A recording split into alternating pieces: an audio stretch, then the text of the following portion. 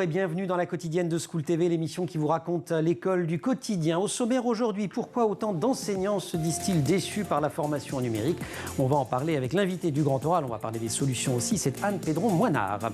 L'anti-sèche d'Amal Laoui, l'anti-sèche, vous le savez, c'est la façon dont l'actualité résonne dans les programmes scolaires. L'actualité, c'est un anniversaire aujourd'hui, celui du début de la guerre de 30 ans. On va retourner au XVIIe siècle et les programmes seront évidemment ceux d'histoire, mais aussi ceux de géopolitique. L'heure de la récré, toujours avec Amal, comment résister à la tentation, trucs et astuces. Et puis, chronique hebdomadaire, nous avons rendez-vous aujourd'hui avec Maître Valérie Piot. C'est conseil de discipline, la chronique quotidienne, mais non, la chronique quotidienne aussi, mais la quotidienne tout court de School TV, c'est parti. Allez, Grand Oral. 29% des enseignants en collège, 16% des professeurs de primaire s'estiment bien préparés à l'usage du numérique. J'ai pris les choses en positif, mais vous aurez compris qu'en négatif, ça fait beaucoup de monde pas tout à fait satisfait. Alors pourquoi cette situation? Comment y remédier? On en parle aujourd'hui dans la quotidienne de School TV avec Anne Pedron-Moinard, qui est professeure d'histoire-géographie et formatrice d'enseignants. Anne, bonjour. Bonjour. Vous êtes professeur, vous n'êtes pas tombé, vous êtes germaniste, je crois en plus. Oui. Voilà. Vous n'êtes pas tombé, vous n'êtes pas né avec une tablette à la main. Aujourd'hui, vous utilisez beaucoup le numérique, vous formez vos collègues à l'utilisation du numérique. Comment s'est passée la rencontre ? La rencontre, elle s'est passée un peu de façon progressive, c'est-à-dire que je suis devenue prof. Je me suis dit que je suis devenue prof en 2007, au moment où l'iPhone est sorti. Très vite, mes élèves ont eu ce genre d'appareil dans leur poche, moi aussi. Et je me suis dit, comme tout outil, comme on s'était servi de la télé ou de la radio avant en éducation, je me suis dit, qu'est-ce que je peux faire avec ça? Ça fait partie de leur vie au quotidien. Comment moi, je peux m'en servir pour d'abord les engager dans les apprentissages, mais aussi, qu'est-ce que ça me permet de faire? Donc, assez vite, j'ai acheté une tablette sur mes deniers personnels. Et puis, je me suis... Ceci est un message à l'attention du ministère de l'Éducation nationale. Voilà. Et... Avec vos deniers personnels, disiez-vous. Ceci est un message... Exactement. Non, mais c'est vrai que c'est une partie du sujet. Voilà, c'est une partie du sujet. En tout cas, je me suis acheté une tablette et assez vite, je me suis demandé... en fait, je me suis inscrite sur Twitter à peu près à la même période. Et donc, j'ai découvert un écosystème, une communauté d'enseignants un peu geek, mais très pédago, en fait. C'est ce que je veux dire, parce que pour y avoir été dès 2008 aussi, geek, mais pas du tout parlant de techno, parlant avant tout de pédagogie, d'enseignement et des élèves, au fond. Exactement. Et en fait, très vite, en essayant de voir qu'est-ce que je pouvais faire avec ma tablette en classe, j'ai découvert les pédagogies nouvelles, auxquelles je n'avais pas du tout été formée quand j'étais enseignante. J'ai découvert beaucoup plus Freinet, Montessori, Steiner un peu, enfin toutes ces pédagogies. À l'IUFM, on ne vous en avait pas parlé? Non. Parce que vous êtes génération IUFM. Exactement. On aurait dû dire un SP aujourd'hui. Mais... Voilà. Non, on en avait très peu parlé. Et là, j'ai découvert en fait tout le mouvement de l'éducation nouvelle qui était réactivé par ces nouveaux outils. Et donc, j'ai croisé ces pédagogies actives avec tout ce que ces outils nous permettaient de faire, et c'est comme ça que je suis un peu tombée dans la marmite des usages pédagogiques du numérique. Vers qui vous êtes-vous tourné? Comment vous êtes-vous enseigné? Avant tout, la communauté des pairs, finalement? Exactement. Au début, la communauté des pairs, avec quelques figures phares du Twitter de cette époque-là. Je pense à Guylain Dominé, Yann Houry, qui étaient quand même un peu des stars de la communauté des profs intéressés par le numérique, qui étaient vraiment pas avares de leurs conseils et qui étaient toujours prêts à donner des idées. Et de fil en aiguille, j'ai découvert les cahiers pédagogiques, par exemple, qui eux aussi relayaient en fait des formats pédagogiques qui pouvaient être très facilement mixés avec le numérique. Et puis ensuite, Réseau Canopé aussi, les CNDP, CRDP qui se sont transformés, qui sont devenus Réseau Canopé et qui là ont pris une dimension numérique qui était très intéressante. Donc voilà. Donc en somme, vous avez butiné? Exactement, oui, j'ai beaucoup butiné. Il y a quand même un premier atout du numérique quand on est enseignant, avant même de l'utiliser dans la classe, c'est tout simplement cet accès extraordinaire aux ressources, qui est bien éloigné de ce qui pouvait exister il y a 20 ans, et je ne vous parle pas d'il y a 40 ans. Complètement. C'est-à-dire que moi, c'est l'avantage génial et l'inconvénient aussi, c'est-à-dire que tout d'un coup, on a accès à une banque de ressources de données qui est infinie, qui peut faire qu'on se perd dans des vortex de ressources et que le dimanche à 23h, on trouve une vidéo géniale, exploitable pour le lundi matin 8h.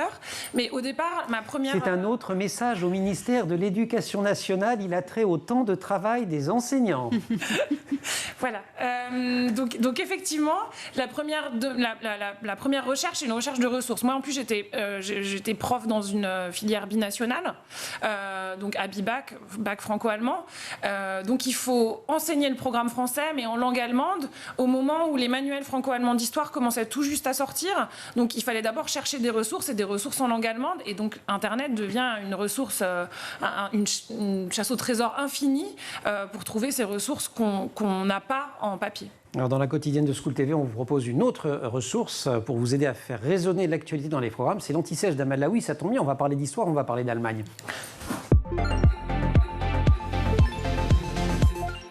Amal, bonjour. Bonjour Emmanuel. N'est-ce pas que la vie est bien faite ?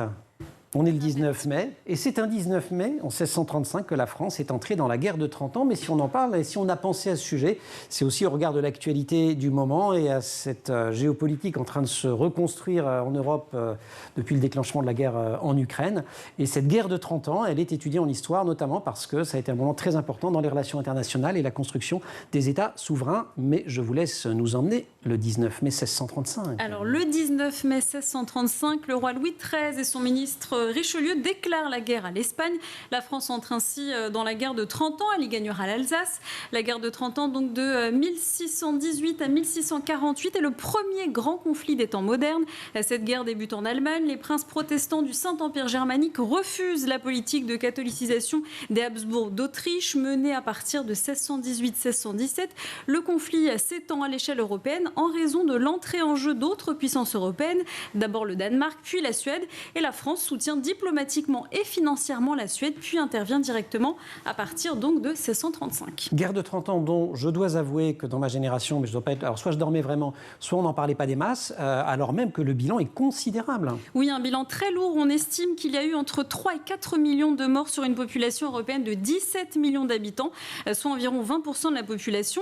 Alors la France et l'Allemagne sont les gagnants de cette guerre qui les opposait donc au Danemark, au Saint-Empire germanique et à l'Espagne. Le processus de paix, lui, commence pendant la guerre, un processus qui était lent et complexe.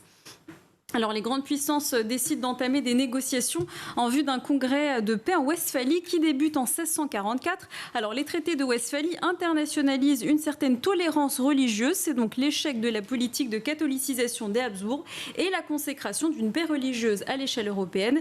Cette paix est un nouveau tournant dans l'histoire diplomatique et elle devient un modèle de paix qui donne naissance à un nouvel ordre mondial. Donc là, on contextualise. Absolument, guerre qui est donc dans les programmes scolaires, notamment en histoire en classe de seconde. Oui, même avant au collège. Alors en seconde, dans un thème intitulé « Construction des États, équilibre des puissances et conflits sur terre et sur mer dans l'Europe des 16e et 18e siècles ». 17e et 18e, je crois. 17e et 18e, ouais. C'est ça. Pardon, j'ai entendu 16e, mais c'est peut-être mon oreille qui a fourché. C'est ça, 17e et 18e, vous faites bien de me reprendre. En tout cas, les élèves vont se demander comment l'État moderne s'est construit en France et dans l'espace germanique. Dans l'Europe donc des 17e et 18e siècles, comment l'histoire politique et militaire de la France et de l'État germanique illustre l'équilibre des puissances européennes et sa recomposition au cours donc des 17e et 18e siècles. Alors c'est un chapitre pour comprendre que la guerre de 30 ans marque la fin des guerres de religion, mais pas la fin des conflits. Guerre de 30 ans qu'on revoit également en HGGSP, oui, Histoire, géographie, géopolitique et sciences politiques, c'est ça ? Oui, c'est ça. Donc cette nouvelle et là c'est plutôt en terminale. En terminale. Et c'est dans le chapitre guerre et paix. Oui, chapitre intitulé Faire la guerre, faire la paix, formes de conflit et modes de résolution. Alors ce thème, il invite les élèves à considérer le phénomène guerrier dans sa complexité, qui est à la fois philosophique, politique, morale, pour comprendre la façon dont est pensée la place de la guerre et comment elle structure la société, son organisation et les relations sociales et politiques. Alors l'exemple de la guerre de 30 ans va être pris pour montrer qu'on fait la paix par les traités de Westphalie dont je vous ai parlé tout à l'heure. Alors l'objectif, c'est de saisir le poids et l'importance de cette guerre européenne et l'originalité des traités qui y mettent fin en revenant sur le conflit pour comprendre ses caractéristiques. Merci, Amal. Ça va, ça vous est revenu du coup? Oui, ça m'est revenu. En plus, mon sujet à l'agrégation d'histoire, c'était les protestants en Europe dans les années 1680. Donc, ah bah on est en plein dedans. On est en plein dedans, on est juste après, mais en l'espèce... Effectivement, oui, c'est un enjeu assez intéressant. Et... Rebondir sur l'actu, quand on est professeur d'histoire-géographie ou quand on est professeur tout court, c'est quotidien. C'est quotidien. Quand on est prof d'histoire-géo, c'est quotidien. Je ne vois pas comment c'est possible autrement. En tout cas, moi, dans ma pratique, c'était impossible autrement. Parce que le monde tel qu'il est et tel qu'il va est lié au monde tel qu'il a été. Et par exemple, sur les traités de Westphalie, finalement, ça a des conséquences encore aujourd'hui, ça a des conséquences au moment de la Première Guerre mondiale, de la Seconde Guerre mondiale, ça a des conséquences sur l'idée que les États ont des frontières, qu'elles doivent être respectées, que la souveraineté nationale, c'est immuable, enfin, c'est inviolable. Donc, c'est des choses qu'on va réexpliquer et réexpliquer assez constamment. Donc, non, mais si on le fait en écho typiquement à l'actualité du moment, et notamment sur la guerre en Europe et l'agression de l'Ukraine, ça fonctionne d'autant mieux, j'imagine, pour les élèves. Oui, toujours. Il faut toujours partir. Enfin, moi, je pars toujours de leur représentation et de leur actualité, parce que c'est la seule façon, à mon sens, de comprendre pourquoi ça sert d'apprendre des choses. Anne Pedron-Manard, on se retrouve dans quelques secondes. Suite du grand oral, on revient à un autre sujet, la formation des enseignants au numérique. Et cette formation au numérique des enseignants, comment l'améliorer? C'est le thème de ce grand oral. Anne Pedron-Manard, vous l'aurez compris, qui est professeure d'histoire-géographie, formatrice d'enseignants également, formatrice aujourd'hui, on va le dire, à la School Academy, dans les murs de School TV d'ailleurs. Les clés d'une formation réussie, c'est quoi? Les clés d'une formation réussie, c'est quoi? D'abord, c'est bien comprendre les besoins et les attentes des enseignants. Donc, commencer par partir des besoins des usagers. Je pense pas des multiples possibilités qu'offre le numérique. C'est pas la bonne entrée. Non, pas du tout. Commencer par comprendre de quoi ils ont besoin et donc partir de ce qu'est le domaine d'expertise des enseignants, à savoir les questions pédagogiques et les questions didactiques, les questions d'engagement dans les apprentissages, de construction des apprentissages. Et donc, comprendre comment les outils qu'on a à disposition, qu'ils soient numériques ou autres, peuvent servir à mieux construire, à mieux déployer ces apprentissages. Donc vraiment, pour moi, la première clé d'une formation réussie, c'est bien comprendre les besoins des usagers, les contextes dans lesquels ils travaillent.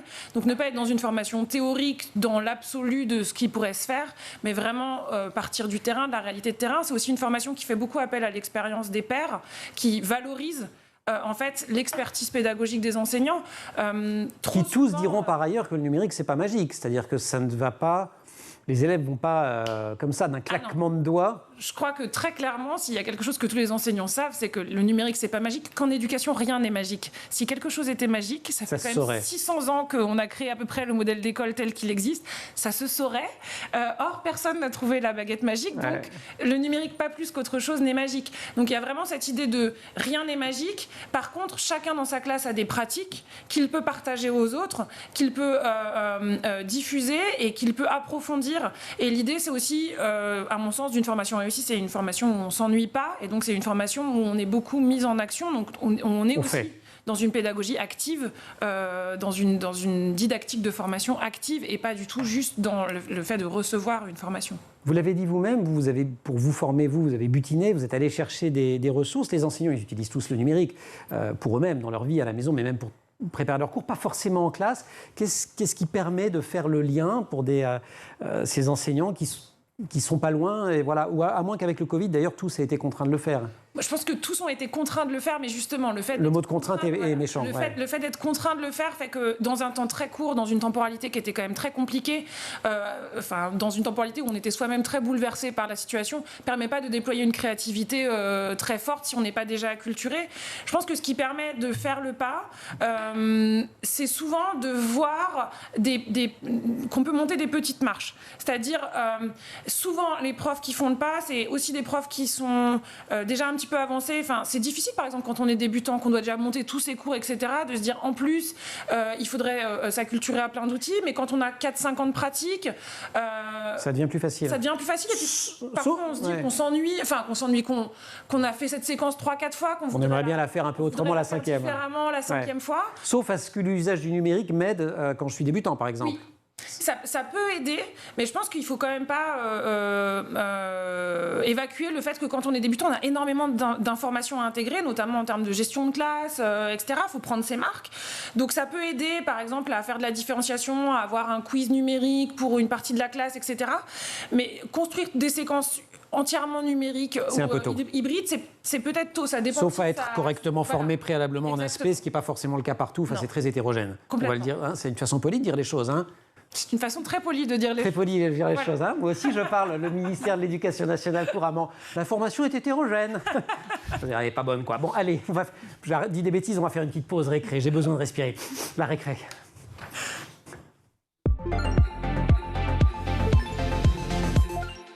Voilà, Ouais, je suis incapable de résister à une bêtise et c'est une récré grâce à Amal dans laquelle je vais et plein d'autres gens vont apprendre à résister. Oui, je vous propose une vidéo d'une petite fille très obéissante qui réussit à ne pas craquer devant du chocolat. Regardez. Oh non.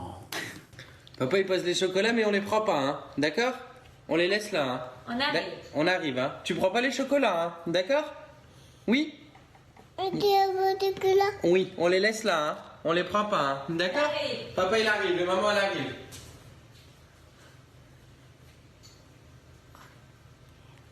Il arrive, hein. On prend pas les chocolats, hein.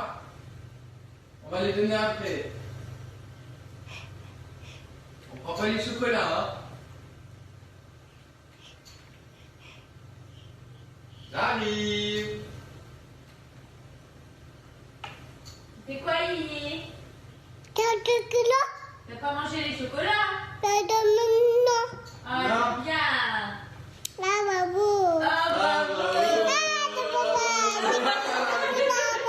Oui, prends le chocolat, C'est bien. Vous auriez résisté, vous, Emmanuel? Ça va pas, non? Mais donc ça alors bon, là c'est très instinctif, je veux dire, voilà. Mais en fait, la maîtrise de soi, c'est quelque chose qui s'apprend. Oui, je ne sais pas si vous connaissez peut-être le test du marshmallow. C'est une étude sur la gratification différée conduite en 1972 par le psychologue Walter Mischel de l'université de Stanford. Alors un marshmallow, une guimauve en bon français, est offert à chaque enfant et si l'enfant résiste à l'envie de manger la guimauve, eh bien il en obtient par la suite 2 autres en guise de récompense. Donc on a plutôt intérêt à attendre et les scientifiques ont donc analysé la durée pendant laquelle chaque enfant résiste à la tentation. Oui, ça est très chrétien. Hein. Certains enfants tu ne céderas pas à la tentation. Certains enfants ont réussi à attendre, d'autres non. Et des années plus tard, eh bien, les chercheurs ont suivi ces mêmes enfants et ont constaté qu'à l'âge adulte, eh bien, ceux qui avaient réussi à attendre la deuxième guimauve avaient une meilleure maîtrise de soi, une meilleure vie professionnelle, une vie familiale plus épanouie, une meilleure santé physique et étaient globalement plus heureux que ceux qui n'avaient pas pu attendre pour avoir une deuxième guimauve. C'est vrai que la résistance à la tentation, c'est bon pour la vie familiale. Et les résultats interprétés par tous ces auteurs montrent que le contrôle sur soi est donc...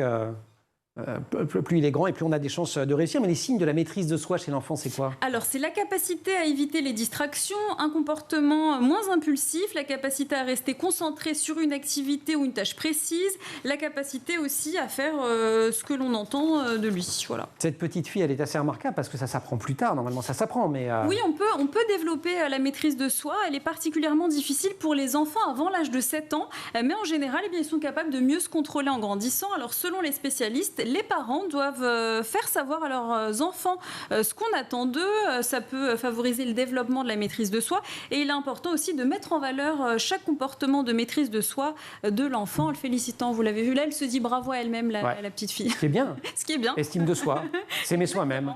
Merci beaucoup, Amal, pour cette super récré. On retrouve dans quelques secondes Anne Pedron-Moinard pour continuer à parler de la formation des enseignants. En fait, c'est un peu pareil, quoi, l'éducation. Vous n'avez pas compris le truc. C'est l'éducation nationale vous dit, on ne va pas vous former tout de suite, mais on vous formera encore mieux demain. Attendez. D'accord. C'est un truc de maîtrise de soi, quoi. J'ai tout compris. Allez, grand oral.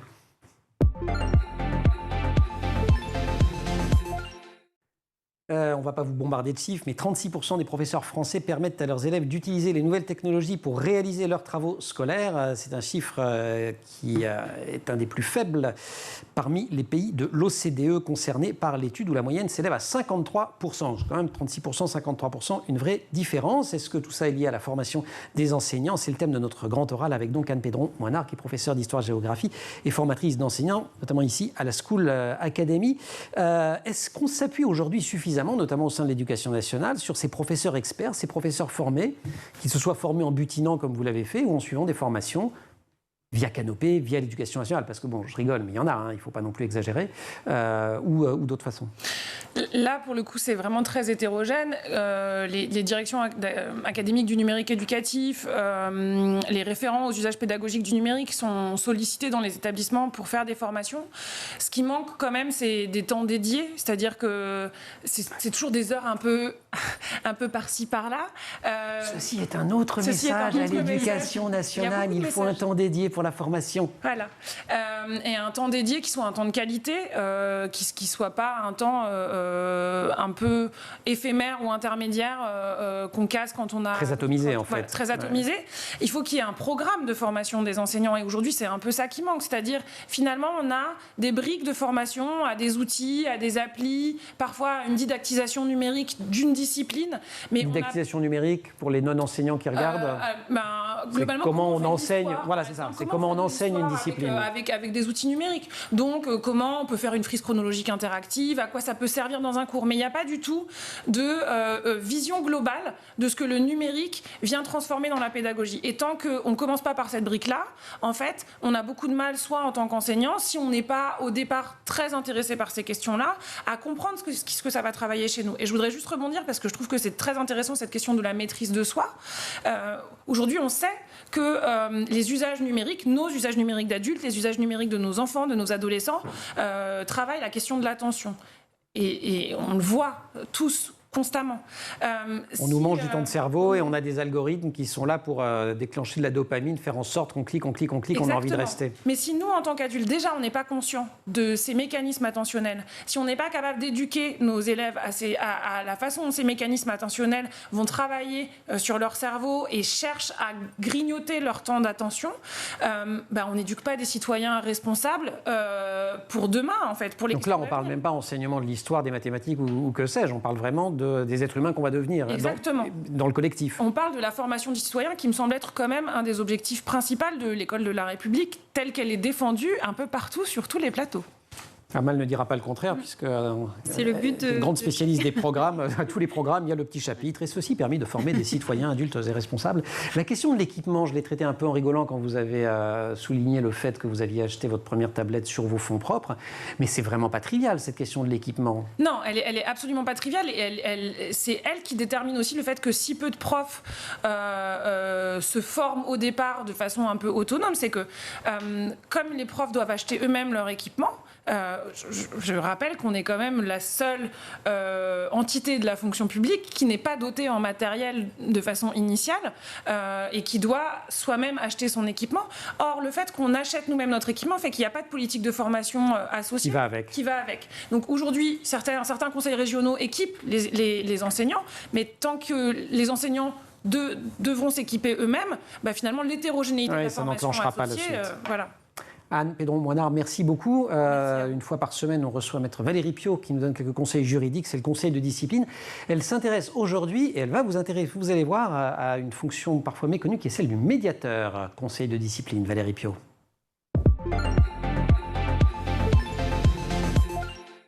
Bonjour, nous allons parler du médiateur de l'éducation nationale et dans quel cas saisir ce médiateur. Tout d'abord, il faut savoir qu'en cas de litige avec l'éducation nationale, il existe ce système de médiation, donc de recherche d'une solution amiable avec un médiateur. C'est une procédure, comme on va le voir, qui est plutôt assez simple, qui est gratuite et qui permet de trouver éventuellement une solution amiable avec l'éducation nationale en cas de difficulté. Qui peut saisir le médiateur ? Le médiateur peut être saisi par tout usager de l'éducation nationale, un parent, un élève, un étudiant, un adulte en formation et par un membre de l'éducation nationale. Quel médiateur saisir ? Pour les usagers, c'est assez simple. Il y a deux médiateurs possibles. Il y a un médiateur au niveau national, le médiateur de l'éducation nationale, qui va être compétent quand ce sont les services centraux du ministère de l'Éducation nationale et de l'enseignement supérieur qui est concerné. Et pour l'organisation des examens, notamment quand la demande concerne le SIEC, le service interdépartemental des concours et des examens. Par exemple, vous contestez le déroulement anormal d'une session du baccalauréat ou une erreur matérielle. À ce moment-là, vous allez pouvoir saisir le médiateur national. Après, il y a le médiateur académique. Il y a un médiateur académique par académie. Et ce médiateur académique va être saisi lorsque le problème va concerner, par exemple, un établissement scolaire dans l'académie. Admettons que votre enfant soit en situation de handicap, vous n'arrivez pas à obtenir un aménagement scolaire au sein de l'établissement scolaire, vous allez pouvoir saisir le médiateur académique. Quand et comment saisir le médiateur ? C'est très simple, le médiateur se saisit sur le site internet où il y a des formulaires, donc c'est relativement simple, vous avez des modèles sur le site du médiateur. Ce qu'il faut savoir, c'est que la famille doit d'abord avoir fait une demande à l'autorité, donc à l'école ou au SIEC. Et si la demande n'a pas été suivie des faits ou il n'y a pas eu de réponse, à ce moment-là, vous pouvez saisir le médiateur pour essayer de trouver une solution. Que fait le médiateur ?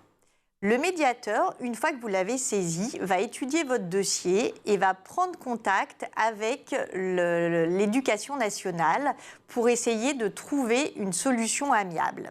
Après, le médiateur reprendra contact avec vous après avoir fait le point avec l'école ou avec le service du ministère de l'Éducation nationale et éventuellement proposera une solution. Vous pouvez saisir ce médiateur avant une action en justice. Par contre, ce qu'il est important de savoir, c'est que le fait de saisir le médiateur ne va pas suspendre le délai. Donc, par exemple, en matière administrative, concernant une école publique, vous avez un délai de 2 mois pour saisir le juge administratif. Si vous saisissez le médiateur, cela ne va pas prolonger le délai. Le médiateur peut aussi être saisi lorsqu'il y a une procédure judiciaire en cours, une procédure administrative, et le médiateur peut être saisi même après qu'une décision ait été obtenue. Par contre, le médiateur ne pourra pas changer une décision de justice déjà obtenue.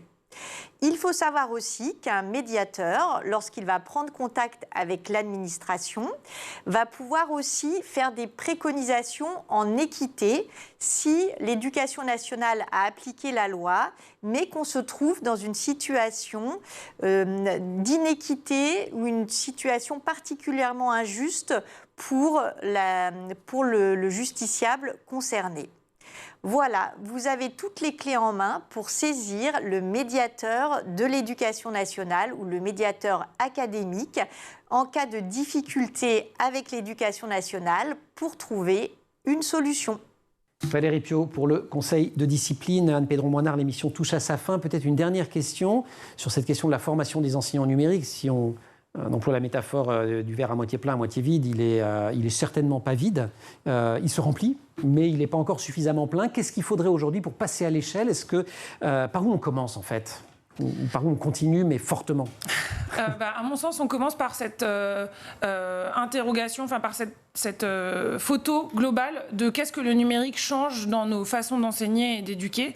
On prend le temps collectivement de réfléchir à ça pour comprendre ensuite vraiment où sont nos besoins de formation et où est-ce qu'on a besoin d'avancer. Des vrais états généraux du numérique à l'école alors ?